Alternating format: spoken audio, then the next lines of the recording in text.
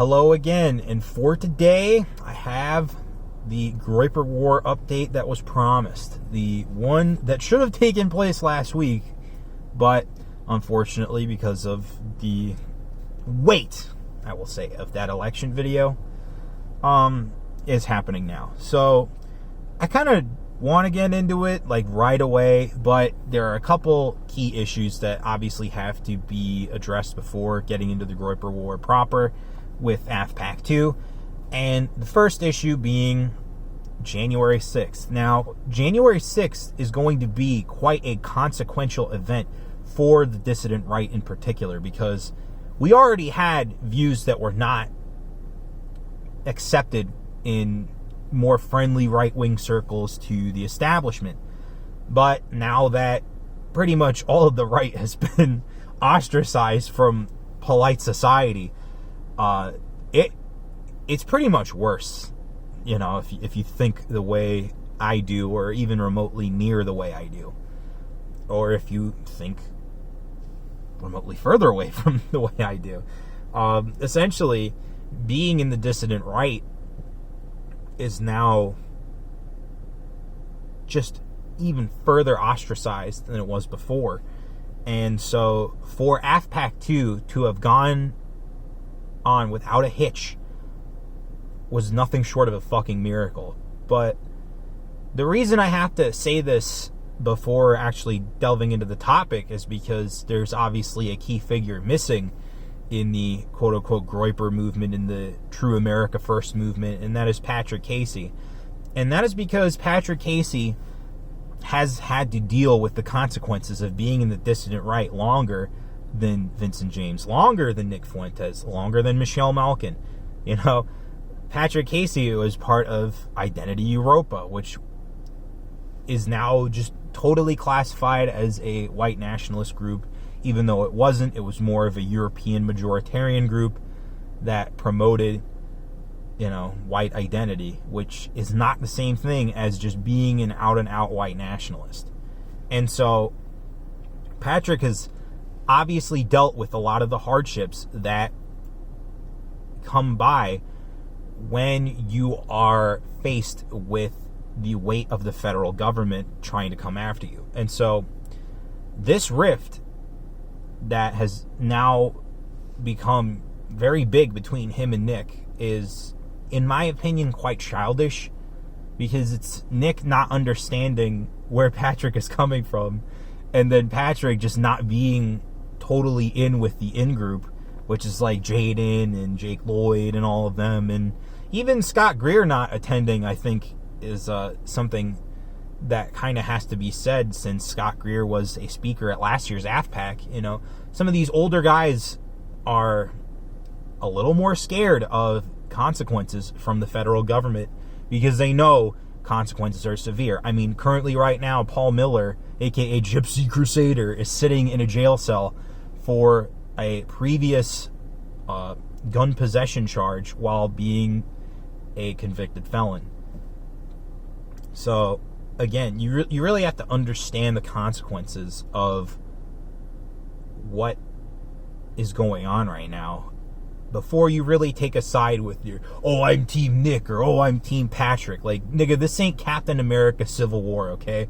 The lines in the sand, they're not being drawn. It is Nick's ego getting in the way of Nick's ability to understand the consequences. And I think he does. I mean, if Patrick is right and Nick is being investigated by the FBI, he is making all kinds of different calculated decisions. I mean, yeah, on his show, he said that, oh, I didn't fly because I wasn't on a no-fly list. I didn't fly because I don't want to wear a fucking mask. Like, yeah, that's good and all, dude, but what happens when you do decide to fly? And then you find out, oh, I'm on an FBI, I've been put on a no-fly list by the FBI. Like, you're going to have to come to grips with the fact that, yeah, you are an enemy of the globalist American regime. And in a way, Patrick was right. Like, they are investigating you. They are after you because you are their enemy. And you have to take threats like that seriously. But with all that being said, I think that kind of covers the Patrick Casey, Nicholas J. Fuentes drama. I find it to be cringe. I think it's kind of gay, but I hope in due time, now that one event has gone off and they're not making all kinds of stupid decisions like the alt-right did back after Charlottesville in the long, long ago, that they can come to a mutual understanding and join forces in epic handshake style. I don't know why I keep going back to epic handshake, but it's just such a golden meme. Anywho, the other point which I have to go over is kind of obvious, because AFPAC doesn't really happen unless CPAC happens. And aside from Donald Trump speaking and maybe the Ron DeSantis speech, based Ronald giving his 1-2 cents on how awesome Florida is, CPAC was a giant fucking flop. I mean, from the security guards viciously upholding coronavirus guidelines in Florida, of all places, to the design company that made a stage that looks like a giant odal rune, which, yeah, the left overreacted, but it is pretty much true that this design foundry that was contracted by Matt Schlapp to make the stage did this as an optics game. They did a psyop on Matt Schlapp, and Matt Schlapp is so retarded that he doesn't understand that, look, they'll take your money, but they'll also fuck you. He doesn't understand who his enemy is. And, you have to always go back to that quote in Last Samurai from Katsumoto-san. To know my enemy, you must know them. You must understand who you're up against. Otherwise, you're going to get caught with your pants down like Matt Schlapp did. And then beyond all that, it just seemed like everyone was there to show how much they love Donald Trump after, admittedly, a defeat. The election was rigged against him. Why are we celebrating? I mean, what is the point of holding CPAC this year if not to rethink our strategies? And I didn't really see a lot of that at CPAC, but where I saw a lot of that shit? At AFPAC. So let's really kind of get into it. So, because of all of AFPAC's success, I'm going to now break down why it was such a better alternative for CPAC. Number one, it's not as publicized. Number two, the guest list was kept to a large minimum. And by large minimum, I mean it had around 650 spots taken for this event, which is large, but it's not, a giant convention where you get to hear all different kinds of speeches and go to all these panels and go to the booths. It's not fucking conservative Comic-Con the way CPAC has pretty much become. Instead, AFPAC is an event that has a clear focus of putting America first and destroying the GOP, which continues from last year's kind of overall theme of going after more Con Inc. types, going after all the rhinos. And it does it on a much stronger level than any of the quote-unquote populists within the GOP currently do. So now that I have separated the two events, let's really dig into the meat and potatoes of AFPAC. I think overall, the speeches were great, but because of some of the ages of certain speakers, like Representative Gosar and former Representative Steve King, there were a couple boomerisms that snuck in there. But I really find it weird if there weren't some boomerisms, but I still have to address those boomerisms because they were kind of adorable. But overall, the first speaker was Vincent James, and if there's anyone who isn't Nick Fuentes who should be leading the Groypers, it should be Vince. I mean, Vince has a little bit more world experience than Nick. He's a fire-breathing dragon like Nick, and he is a family man through and through. Like, he has things to lose the way that Nick currently doesn't have. And so when Vince puts his neck out there, he knows that, you know, there will be consequences, but he's willing to say fuck the consequences and just stick it to his enemies in ways that, not that Nick can't do, but that, you know, you don't feel the weight of his rhetoric the way you do with Vince. And I think that's what really electrified the crowd with that first speech. I feel like lots of energy emanating from Vince's rhetoric, specifically because he's got things to lose, even though he is, you know, massively deplatformed and all this stuff. He knows that, you know, we are at a last stand, and the time to act is now. Enough of the empty promises, enough of the all talk, no action types. And honestly, he should have spoke at last year's AFPAC. I think there should have been 5 speakers last year, and one of them should have been Vincent James, because dude's just epic. And I hope he does more college events. I hope more of these college campus conservatives are brave enough to bring him on and do stuff. But until then, we got the speech from earlier this year, and then we got his AFPAC speech. And I can't wait to see what's next for him in public, because dude is just on fire right now. Moving on to John Miller, someone who used to work for the Blaze, who is a black man. Or a black man. John Miller is awesome. I didn't expect him to really go for it, and, you know, naming them jokes and shit, and doing all of this like semi-unoptical shit just for a bit. But the dude is quite funny, very articulate. Really glad to have him on the True America First side, and not just another one of these like Con Inc. types who's semi-catering to us.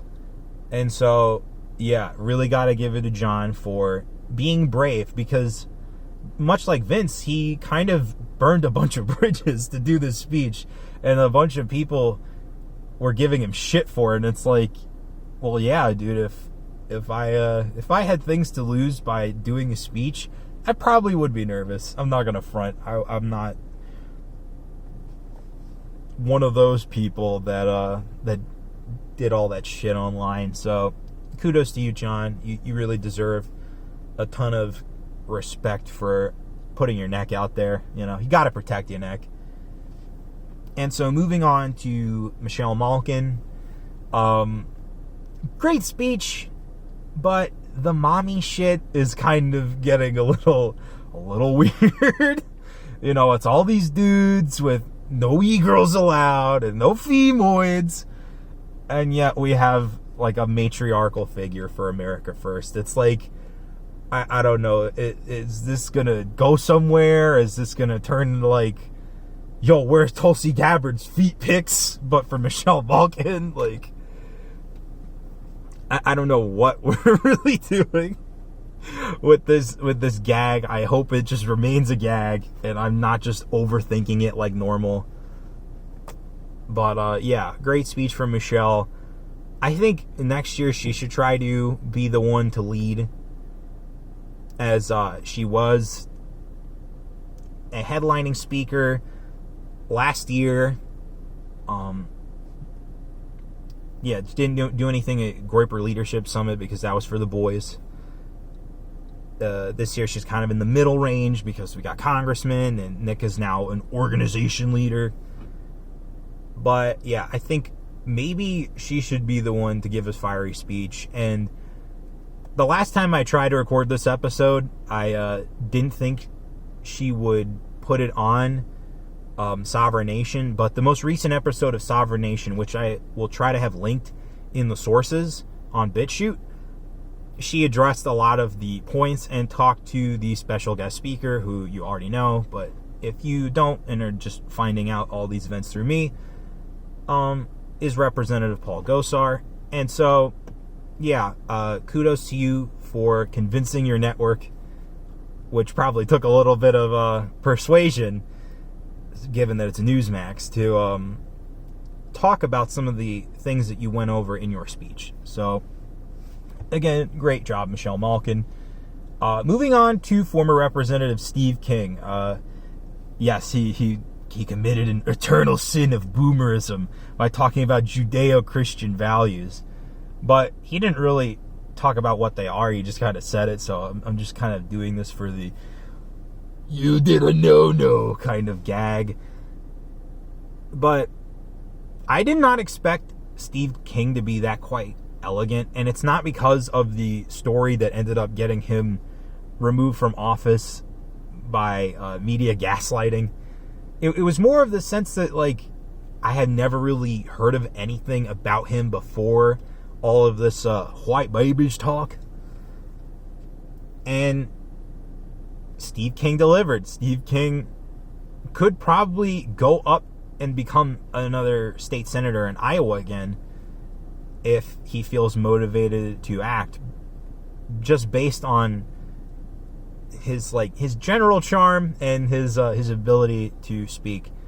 I don't think he is political deadweight like some people thought he was at the time. And now with the Trump movement not becoming more focused and centralized around the values of Trump's 2016 key issues, I think, yeah, Steve King has a shot again if he's willing to go out there and face the wrath of the media.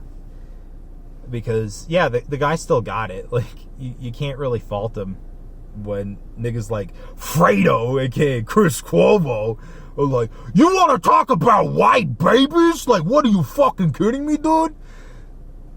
But yeah, enough of my goofiness. Let's move to the special guest speaker, Representative Paul Gosar of Arizona, who and by the way, the great production value at AFPAC this year, because everyone had a video intro, and in Paul Gosar's video intro, it was him bravely contesting the election results of his state of Arizona with the signed senator's approval.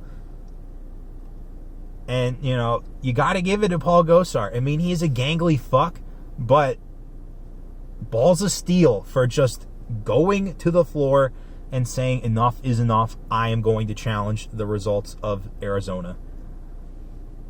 And so, with all that said, I thought he gave a good speech. I just wish he was a little more energetic. Like, when Steve King, who I believe is older, has a little more energy than you, it's like, yeah, you can't be low energy. You got to pump up those numbers. Those are rookie numbers.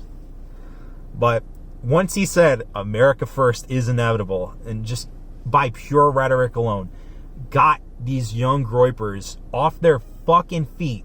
I mean, according to Nick, they were off their feet the whole time, but like, you just heard the energy come through in that raw audio. And I'll get to it. I'll get to it in the conclusion, because it was powerful stuff. And now finally, we have to talk about Nick's speech. Big change from last AFPAC is that now there is an America First Foundation, which puts on this event rather than just, the collection of individuals that are colloquially known as the Groyper Generals. And so it's more of a serious production. Nick is Nick Fuentes, he's his usual self, demanding fire and brimstone. But yeah, I still kind of feel like if you have the surprise guest speaker, you should be direct support for that, because it almost seemed like he didn't have confidence in Gosar delivering, even though Representative Gosar was a last-minute addition to the conference because someone else had pulled out, and Nick had contacted Representative Gosar's people, and he was totally game to do it. And overall, again, great speech. I mean, like, the Madison Cawthorn bit is still going on till like this week. So, good energy, great speech, really defining the values of what is America First. Way better than any one of the quote-unquote populists in the GOP currently. And I think for the dissident right, he sets very clear objectives. And for young people, he gets them motivated to act, which is awesome. I mean, apparently the intern program for the America First show is just exploding. And most of the people who were working the floor were part of that intern program. So it's pretty crazy to see his growth from literally like 1 year. 1 year, and he's got this like big conference at the Hyatt, or not the Hyatt, at the Hilton, I think it was, in Orlando. So pretty epic stuff. Now, before I end this video, I do have to talk about the meeting of AFPAC and CPAC, because, as I mentioned before, CPAC were very notorious for keeping these ridiculous mask mandates from probably a blue state hotel. And it's like, what the fuck is going on? And yet, Nick Fuentes shows up in this fucking like rental BMW Beamer or some convertible, and is T-posing.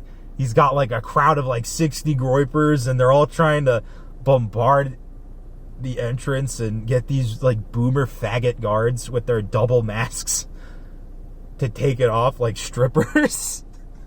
It's just so funny. And like the way he's commanding a crowd is like, dude, you gotta take notice. Like, you have to take notice of the fact that like this Groyper movement isn't just stopping at, the culture war with Charlie Kirk campus tour. Like, it's becoming a legitimate thing.